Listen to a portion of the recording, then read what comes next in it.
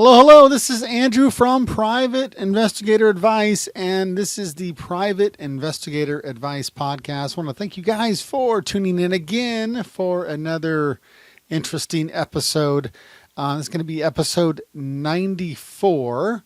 And while I don't really think I've titled this podcast yet, this is going to be basically a surveillance story that literally changed the way I look at surveillance. This is something that happened to me that really rocked me, and I'll get into that here in a second.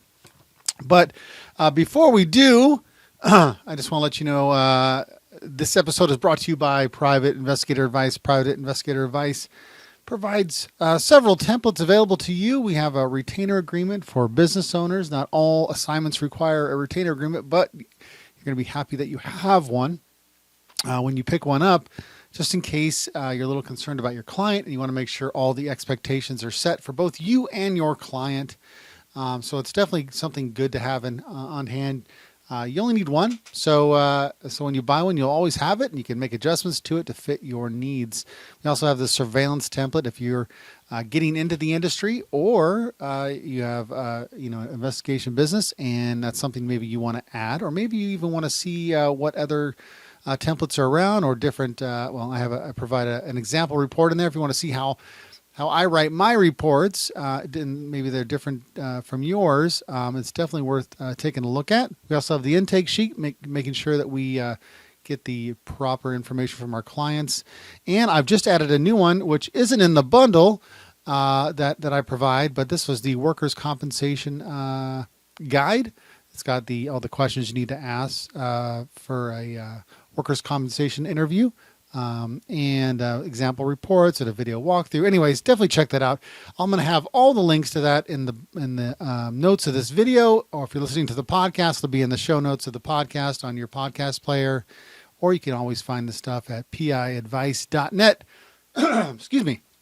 So let's jump into this bad boy, okay? Literally, guys, I think since I started the PI Advice website, this has been one of those stories that I've been really waiting to share with you. It really did. It really just shook me up like crazy when all this kind of went down. And so, and there's always, there's been other stories I've shared with you guys that have kind of shaped me and helped me guide me in the decisions I've made in the future. And that's why I share these stories with you, because I hope you can learn from them and understand that when I'm teaching things or sharing things that it's rooted from different things that have happened to me over the years, and I just want you guys to be the most successful investigators that you can be, and so that's where this is all coming from. So and the reason I decided to finally share this story after starting the blog. I literally been sitting on the story for a while, always knowing that I was going to share it with you guys. But there was just an investigator that had shared or asked me a question about who's allowed to run license plates and things like that, because and he didn't get too much into it, but he basically said that someone had run his plate and it really scared him because he's worried about his family. And then someone else getting information about him that would put him at risk. So anyway, so that's when I, really decided that, okay, you know what, I think I'm gonna talk about this because I think it would be helpful. So anyways, in this story that I'm going to tell as much as I can. I can only be so detailed about certain things, but the things that I'm not going to be sharing, it don't really, it doesn't really change the story itself. But back, let's say it's approximately 10 years ago that this took place. So some things are a little foggy. Most of the stuff is basically, carved into my brain and I'll never forget. So, but I'm just going to do the best I can to kind of explain to you how it all kind of involved, being very transparent on some of the things that had happened. So anyways, at this time in my life, I was a supervisor. I was in charge of, I don't know, it was, let's say 15 investigators in the area, in the Northwest. And I think some maybe in California, I can't remember now. and work was getting slow. And so not only did my people not have a lot of work, when they didn't have a lot of work to do, then I didn't have a lot of work to do. So I had been helping out with different territories in the company, but there came a point when there was a case that was out of my state that needed to be worked, and what better way to make sure I'm paying for myself than to go actually work a surveillance, right? So whatever. They asked me to go to a specific state that I had been to before, and I was at a very successful surveillance when I was there. It was a much more rural state than I was in, but I didn't think there was going to be issues with it. Whatever. I wasn't worried about it. I was very confident as an investigator, so just going to knock it out, and get the job done. So, anyways, like I said, I've been to other states before. Like, traveling was not a big deal for me. I've been to Alaska, Wyoming, North Dakota, Nevada, California, Washington, like all these states I'd worked in. It's diverse areas of work. And anyways, everyone's got their own every little area's got their challenges and whatnot, and whatever. This was not going to be any different for me. So I flew out to this state that I'd been to before, and I got my luggage, I got my rental car, and when I got my rental car, it was this white coupe. Kind of sporty, with no window tint. And I knew that was going to change the way I did things where I was. Obviously, when you don't have the protection of tint. And I don't know. I really wasn't worried about it, but I knew I was going to have to change things. So anyways, I picked up my vehicle and I drove to my hotel, which was fine. Everything was fine. And then, I get into my room and I go over some of my notes. In any case that I do, you always do a prelim. Any surveillance, heck, even claims in many cases. But in surveillance, it's mandatory as an investigator to do a prelim. And a prelim basically is, you've got all your client's information, and maybe I'll make a small course on this or something, or write an article, but. You take the client's information, you run some of their core information through some databases, and those databases kind of spit out some information. And after you do this a while, you can kind of look at their information and the information that you have, and decide whether like if addresses are really going to be good in most cases, or you can look through social media. I don't even know if I was big into the social media. I don't know if it had really taken off yet. It might have been before that. I'm not sure. Whatever. I run. You look at the address. You run it through the assessor's website. Confirm that if the person owns it or not. You get to kind of see the layout of the area. Things like that. So I had done that, and then I was just kind of doing some more work inside the hotel room. And I didn't have to work the file that day, but I always like to, if I'm in the area, especially when I'm traveling, what else am I going to do? I'll go spot check it, kind of see what I'm going to be getting into for the following day. Well, I get out there, and it's a real rural area.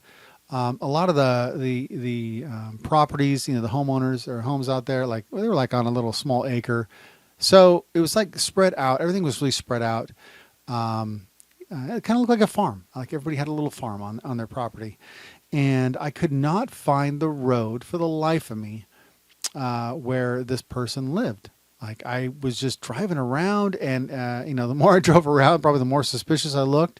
But I'm like, gosh darn it. So I started pretexting neighbors, trying to find this just street. I wasn't even asking for the address, just the street. I would have figured the address out because I knew I was in the right area. And everybody's like, no, I've never heard of that street before. Never heard of that street before. I'm like, what is going on? And so, I get back on the computer, and I'm just like, I'm like getting desperate. So I drive what I thought was a road, but it ended up being a driveway. And I drive down this driveway. I really couldn't tell. It was an honest mistake. And I realized like, oh crap, I'm like literally going to pull up in someone's front of their house and I'm going to have to turn around their long driveway. And so I did. So I, just as quick as I drove in there, I turned around like, I'm so sorry. Like if anybody can see, I'm sorry. And so as I'm leaving, a car arrives and there's this woman in there. She's like, can I help you? And I'm like, I'm so sorry. I'm looking for such and such street. And I provided a pretext and she's like, no, I don't know anything about that. I go, I'm really sorry. I for some reason, I thought this was a road. I go, I'm really sorry. I didn't mean to come down your driveway. And she's like, whatever, that's fine. And I left. And I'm still looking.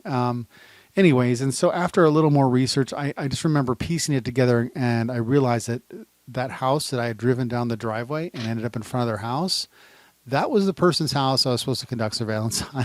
And so it didn't start off very well. Excuse me.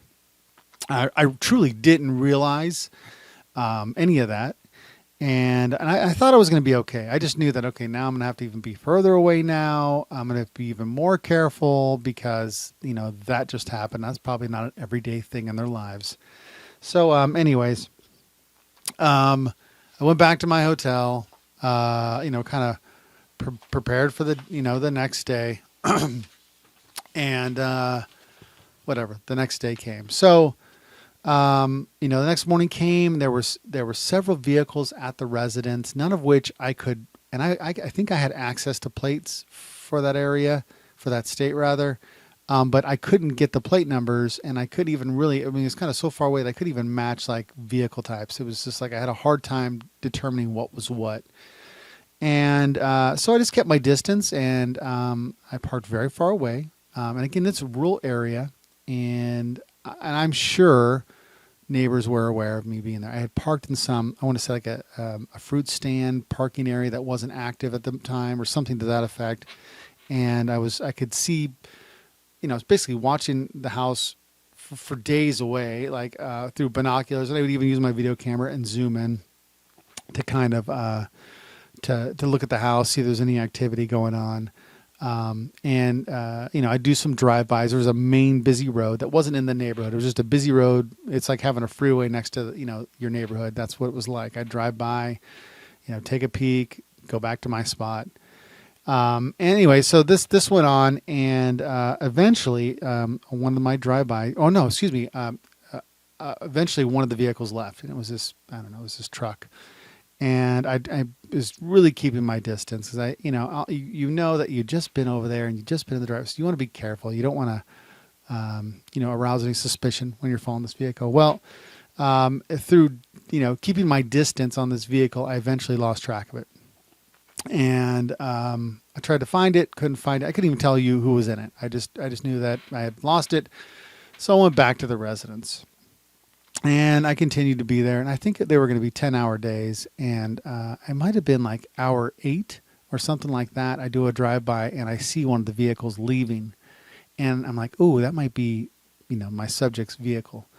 I think that matches or whatever. I don't remember exactly how that went down. And so they're coming up the road to come to the main road, that freeway I was telling you about. Well, kind of like a freeway, it was just a busy road. And I'm like, crap, like I don't know which way they're going to turn. If I keep going down too far, I don't know which way. I'm gonna have to see, So as I turn around, way out of view, I come back up the road, and I pass them. They hadn't gone onto the main road yet, but they jumped on the main road and ended up behind me. And that's, again, that's not something that, those types of things happen every now and then. You don't want them to happen, but they happen. And so you're like, now you're doing like surveillance through your rearview mirror, trying to anticipate some things. So I can't remember how this exactly went down. I really don't remember exactly, but I remember like pulling to the side of the road or pulling off on a side road, and somehow, like he ended up behind me again, and that might have been where I found some concern. Like, oops, like is this it? Like, does he know? I can't remember, but I do remember going to the next stoplight, and I'm like consciously trying to put vehicles in between us. Like I'm kind of just doing things that I know that are going to put some space in between us. And I think we went to like the next light, and he's still behind me. And I'm like, okay, I'm going to switch lanes at the last second and get into a turn lane. And so I did. And I made the left turn onto a different street. And I knew he wasn't in a turn lane. And he was in going, 2 lanes away going straight. And the next thing I know, he's behind me again. I'm like, oh, wow. Like, this is really not good. Like, he really wants to follow me. Like, this isn't an accident. And so I continue to drive, and I kind of make my way into town. And just to, some kind of context here, like, this isn't the first time in my career that I've been followed, like, by someone I've been following. Like, that had happened before. And usually in my situations, it never escalated any more than them following me, like, on the freeway for a few miles and then getting, bored and whatever. They'd stop following me. That's typically how it went down. And I kind of expected that to happen again. But this person was not going to stop following me. And I literally was like, this is not going to go well. Like, they're aggressively staying with me. So I remembered being really stupid, and really, I went into a shopping center and I gunned it. Totally stupid. Like, someone could have probably got hurt, but I was terrified at that point. I'm in a state that I don't know, away from home, and I've got some person who knows the type of person they are. And so anyways, I did it kind of like a bunch of circles. Like, I went through the parking lot, sped through it, went around, started doing circling around the block, and eventually lost the person.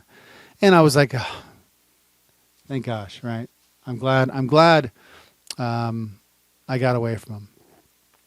So anyways, let me, before I tell you any more about this amazing story, I just want to let you know that this episode is also brought to you by Audible. Guys, I am listening to a book right now. I think it was... I can't even think of the speaker's name. It was a famous motivational speaker. He's still around. And it's stupid that I can't remember his name right now. But anyways, he had said something like his favorite books that he had liked, and one of them was called The Alchemist. And I'm like, what is that? So I went on to my Kindle, and I purchased the book. And if you guys follow me on Facebook, I was asking you guys about what your favorite version of books is, but I ended up getting the book on ebook, and I started reading through it, and then I just had a bunch of surveillances come up, but I still wanted to read the book. I was kind of like interested in it, and so I got it on Audible. Right now, I actually don't have a current subscription, so I had to pay, I think, $12 for it, and I think the subscription is like, if you do it every monthly after your free trial, you get like it's like $15. So I don't know, man. If I'm going to start, reading, doing more books on Audible again, I'm going to have to probably get my subscription renewed. So anyways, so now I'm listening to it. Now I'm actually almost already done with the book. It was going to be a quick read anyways, but it's been a really good book, and I'm kind of coming to the end of it. So far I've really liked it. It's been interesting. But anyways, long story short, Audible has like a bajillion titles. And if you're driving around, if you're going to work in the morning, or maybe you're on a surveillance and you're using the earbud that I recommended that just has one microphone in your ear, or one speaker in your ear, I would definitely recommend at least trying the trial, the 30-day free trial that they have, and you can get that through my affiliate link at www.audibletrial.com/PIA, and that will get you a free ebook of your choosing with a 30-day free trial. And if you don't like it, you just cancel before the 30 days is up, and you still get to keep the book. And I would definitely consider even maybe picking up the Alchemist. Definitely. So far, it's been a great read. So anyways, again, I just thank Audible for sponsoring this portion of the podcast. Again, I am an affiliate, so I will receive a small commission should you sign up for that free trial. Okay? All right. So where was I in my story? Oh, that's right. I had just lost the person I was supposed to be following, but started following me, and now I've freed myself from this person from following me. I feel better, and I find a place that's safe to park. And I'm still, mind you, I'm still a little shaken up. My adrenaline's going. Anyways, and so I call, I can't remember my supervisor. I'm like, hey, you're not going to believe this. This is how this happened.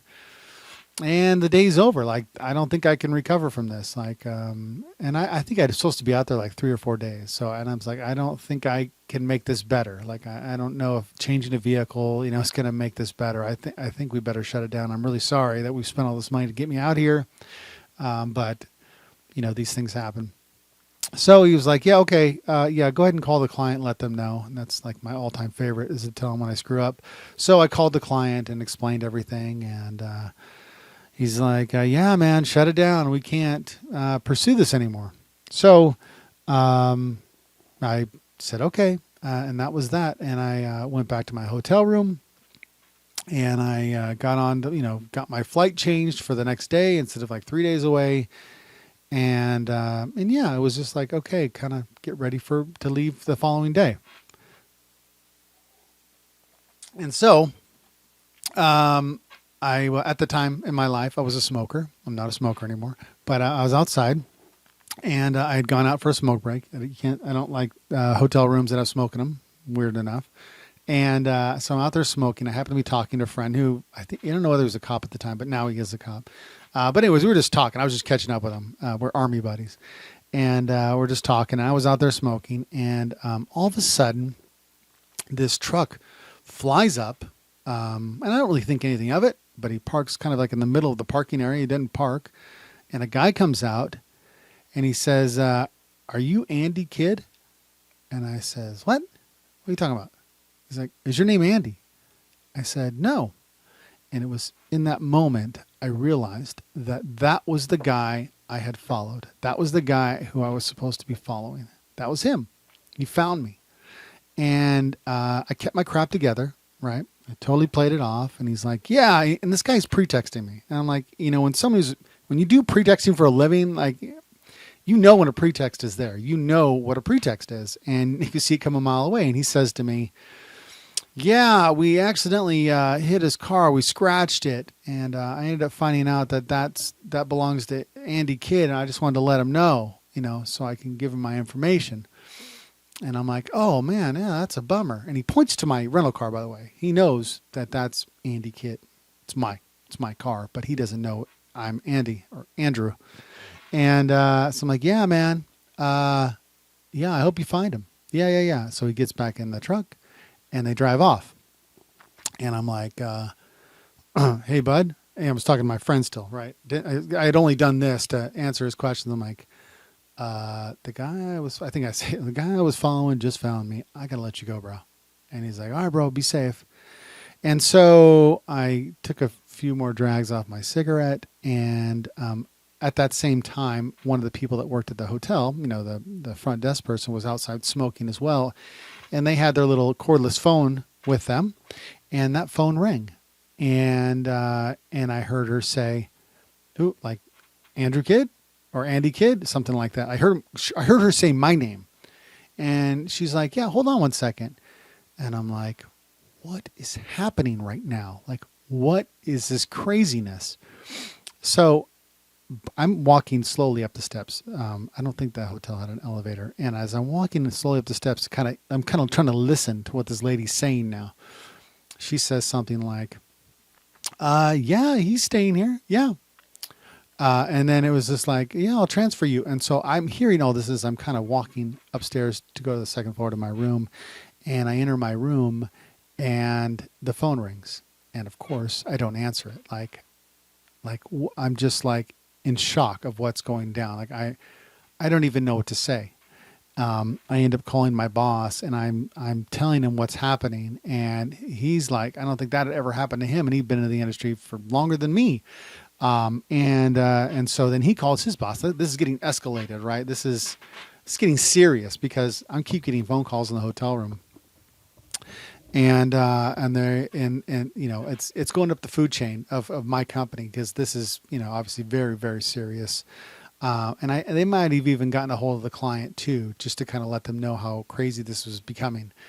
Anyways, it had been decided that I was going to check out of that hotel, and I was going to drive. It was like an hour or 2 hours away to another city, and I was going to stay the night in a different hotel, and then I was going to, fly. I still was going to fly out to, the next day. And so, like, I was still looking out the window in the hotel room, and I was scared, like, 'cause I felt like the guy was still around, and I didn't know for sure. The phone kept ringing. I eventually ended up calling before I left or anything. I ended up calling down to the desk. I'm like, listen, there's somebody keeps calling for me, calling my room. He's like, yeah, there's some guy that keeps asking if you're still checked into the hotel. And I said, well, I can't really tell you what's going on. I go, but would you please tell him that I'm no longer checked into the hotel next time he calls? And she said, sure, absolutely. And I'm still shook, right? So I pack up my stuff and I wait for it to get dark.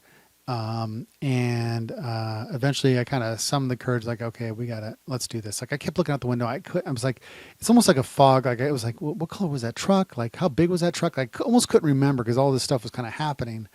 And it just happened. Like, the guy had just come and I didn't even know what color the truck was anymore.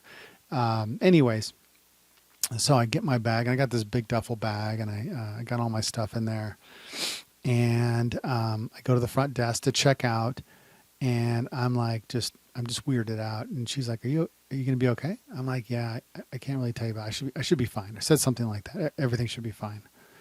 So I check out, and I start walking directly to my car from the hotel, and just as I reach my car and I throw my duffel bag in there, I could hear running behind me. He's like, I could hear something like, "Hey, you, yeah, you, come here." And I'm like, oh crap. And I'm jumping my car and I shut my door. And this isn't my car, right? I don't know this car, but I'm like trying to find the button to lock the door. I don't know where it is. Like, and I finally lock it just as the guy gets to the door and lifts the handle. And he's like, "Get out," or something. I don't remember. I just remember I'm sitting next to my window. There he is again, the guy that came to me earlier. And he's like, I don't know, there was this conversation of me screaming like a girl, like shrieking at him, yelling at him. And he's yelling at me, asking me who the hell I am. "Who are you? Why are you? I got you on video at my house. I got you on video. I know." Oh, he said something like I had done something malicious at his house, and I called him a liar. I'm like, "I didn't do anything at your house, But I wasn't saying it calmly, of course. This was like bloody murder screaming through my car windows at him, through to the other side. And I ended up calling my boss because I wanted a witness if I was going to die at that moment, right? I wanted someone to hear my shrieking, I guess. I don't know. And he's on the phone, and I got him on there, and so I back out of my spot. And the main entrance is over here, and he steps in front of my car. And so now I'm like, I don't even know if I go around the building, am I going to get out? Am I going to get stuck? Like, I didn't even know. And so he's got his hand on the hood, and I'm going to stand up here for a second. He's got his hand on my hood, and he's over here shaking something in his pocket. And I'm like, what the hell is he doing? Why is he shaking that? And it's all happening very quickly. And sorry. Yeah, I'm trying to reenact it in the video. And I realize that he's got this big old handgun popping out of his pocket. And I'm like, what the hell's going on? Like, why is this? I mean, I'm going to die. I'm going to die over some stupid surveillance. I'm like, and I said something. He's like, are you a federal agent? Or are you a drug dealer? Like, and he's screaming that at me. Well, which one are you? And I'm like, what? Like, I'm like screaming back, and I'm like, you're going to kill me over this? Like, I'm screaming that to him. Like, are you crazy?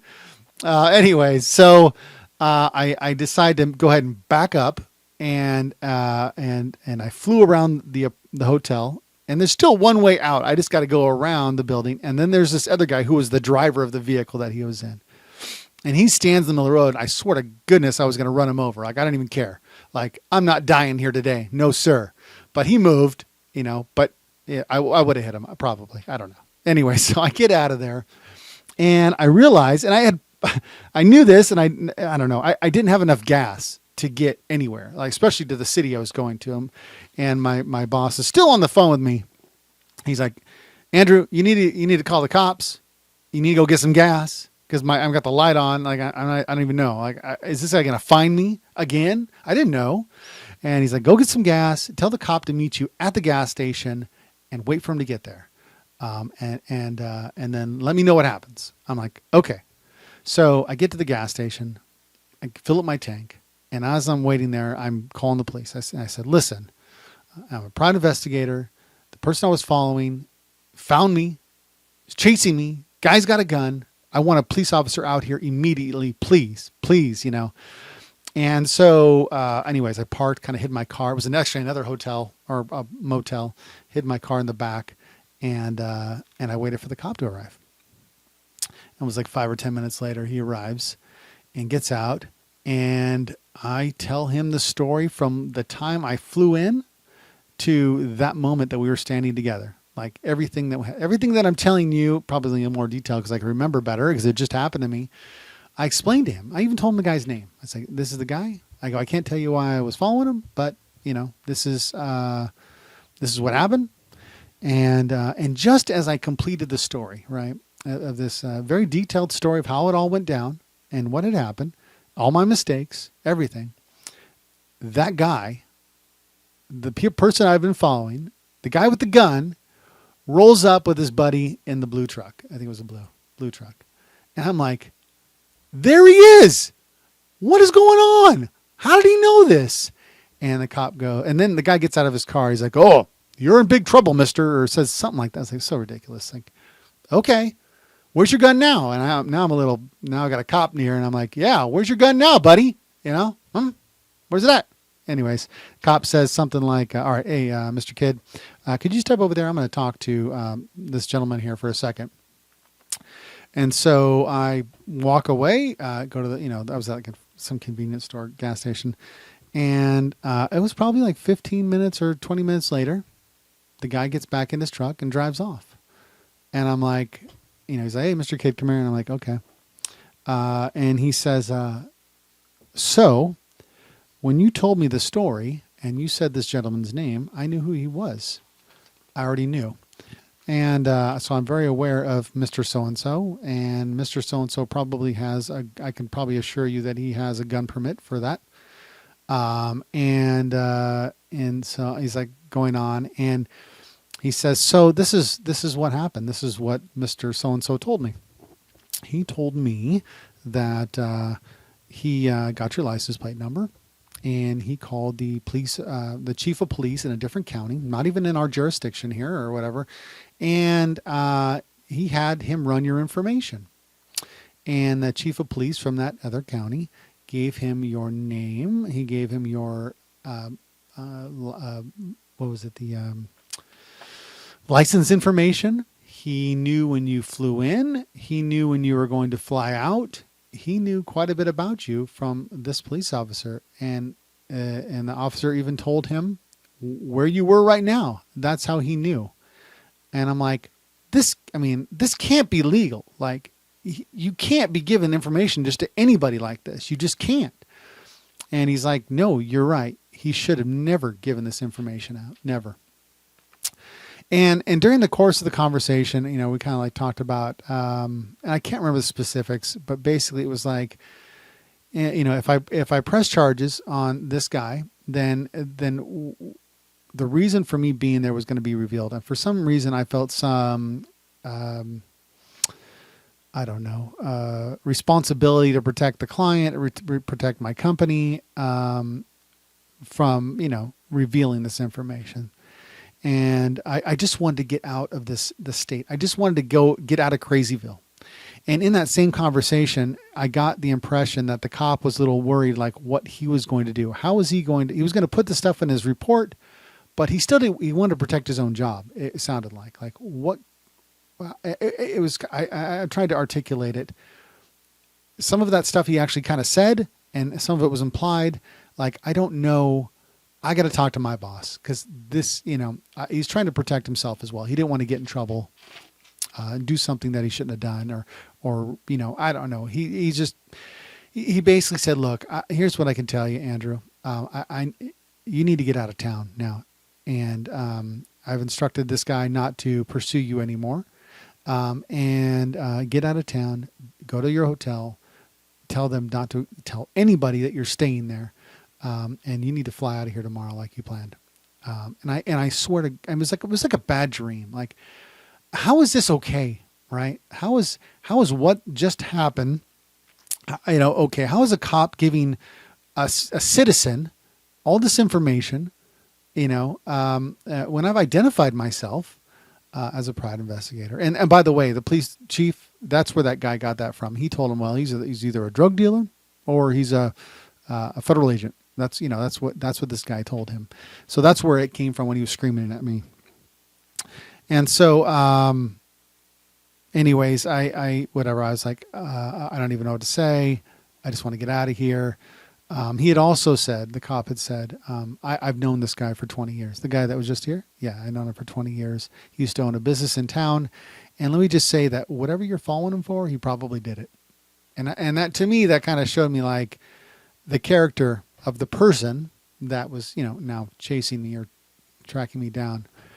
And so, I thanked him. I'm still like, I don't think I even left right away. I called my wife, called my boss. Like I'm really am shooken up. And, anyways, I get in my car and I start driving and call my dad, and it's late. And, I'm just like telling him my crazy story. And he's like, what is going on? Like, what kind of crazyville is this? And I'm like, yeah, I just can't wait to get home. I just want to get out of here. I go into my hotel. I get there finally. It was like an hour or two later. Said the same thing, like, don't tell anybody that I'm here. Nobody. And I mean, ma'am, I can't even tell you how serious I am. Like, if anybody asks for my name, you do not say that I'm staying here. And the next morning, packed back up and drove to the airport. You'd think at this point in the story that my trauma would be coming to an end, right? I'm hoping you have some sympathy for me at this point. So, as I get to the airport, I check in, and they end up saying to me something to the effect of, "Sir, you've been flagged. We have to check your luggage." And I'm like, "Uh-oh!" Like, here it goes. Like, this isn't like a random flag here. This is with the help of that stupid police chief. I'm sure that they had them flag my stuff to check.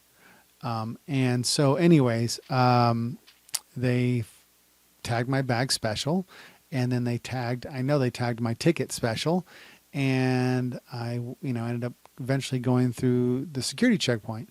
And since I'm like hyper aware of everything that's happening to me right now, like, I could see that on the side of where they don't run you through the scanner. Again, this is a while ago, but there was someone checking their weapon, and I'm almost sure it was like an air marshal. And so I knew, I'm like, great. I bet, how much you want to bet that this dude's on my plane? Like, how much do you want? Of course, this is my head. I'm talking here. How much you want to bet, right? And so I finally, as I'm going through the checkpoint of the scanner, whatever, someone from the airport comes to me and says, "Sir, come here. I have a question for you."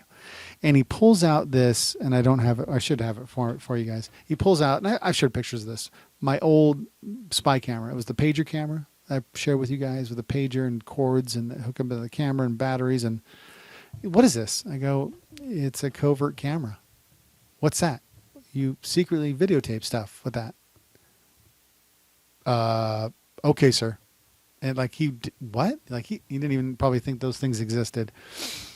So I eventually get through, and just before I'm about to board, I have to show my ticket to this lady, and she looks at the ticket and then did like one of those, like, looked at it weird, and then gave it back to me. She's like, "Have a nice flight." It was so bizarre. And I don't think I'm even being dramatic about it. But then I was just like, what am I, a terrorist now? Like, what is going on? Like, how much power does this police chief have? Like, really? I get on the plane, and I'm still like, I mean, I can't even express the fear and anxiety that I had on that plane. I really couldn't. The sky marshal I told you about, that I think he was sitting about 6 seats in front of me. to the left. I could see him the whole time. He never even looked back at me once, but I'm almost certain that he was. And anyways, I land, and I think the craziness is basically over at that point. I was requested by my boss in the company to get a police report of what had taken place. And wouldn't you know that they would not release a police report to me, the person involved in the situation. I'm like, what? Like, and to be honest, at that time, I wasn't regularly, if that's a word, pulling police reports. I probably had every right to that if I would have pushed it. But for some reason, they didn't reveal it to me. Maybe because the police chief's name's all over it or something to that effect. I don't know. So from that point on, for about, I want to say 6 months, I told them I wasn't going to do any more surveillance. No, I'm going to work in the office. I'm a manager or supervisor, whatever. I go, I'm not, nope, not going to do it. Not going to be doing surveillance for a long time now, because literally of that one event that totally kind of changed everything. So whenever I tell you guys stories, I mean, so that was it, right? Like there's no more drama with that. That was it. I've actually never worked in that state again. I don't ever plan on it. But I'll say that, when I do certain things in my surveillance now, like when stupid supervisors try to get me to do something that I know the outcome of what it'll be, I tell them no. And here's why. Because you're not anticipating this, and I am. And I'm the investigator. And I'm the guy who does this all the time. So, and I'm not a jerk about it, but it's just a reality. Like, it's like, okay, so you want me to do this, and then you're okay with that outcome? Because I'm not, and I'm the one who's doing it. So, when you have that kind of, when you have certain experiences and potential outcomes now, that shapes the way you do things. And so it makes me a better investigator. Even the mistakes that I made, it makes you safer, right? Those mistakes made there, I'll probably never make. I don't think I ever really made again. People following me, that used to happen because I was so aggressive. And I've told these aggressive surveillance stories before. Like it doesn't happen anymore. It never gets to that point because I'm much more cautious.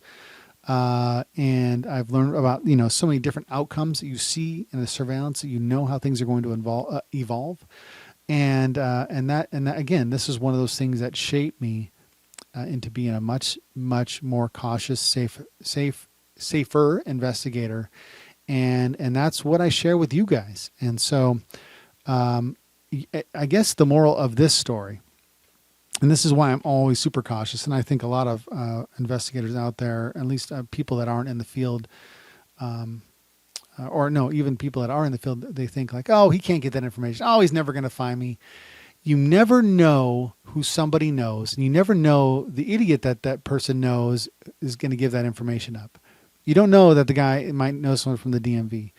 You don't know that, maybe his best friend or his brother is a cop and will pull that information, and so you just never know who's going to get your personal information as a private investigator. So that's why we need to be cautious and be careful when we're out there. So really, guys, I hope that you really got something out of this story other than me, kind of letting my guard down, tell you how I was screaming like a girl at this guy, because I was shrieking, just hoping that it all wasn't going to come to an end right there over a stupid surveillance, a one-day surveillance. But anyways, guys, that's it. Again, that was a long time ago. I've never, ever, ever had an incident of that nature ever again. And there are ways to help eliminate issues like that. Even if someone does get access to your information, not eliminate all of it, but I would say that when you work in a town, don't stay in the same town as the person you're working surveillance on. That would be one. And I think I always had done that in the past. That might have been one specific instance where I didn't really have that option. Obviously have tinted vehicles, anything you can to kind of hide your identity or make things really hard if they really do want to find you. That's what you want to kind of do. But I could really kind of drag this on and talk about this forever, but I'm not going to do that to you. So with that being said, I hope you enjoyed this podcast, folks. And I will see you guys on the next one. Take care.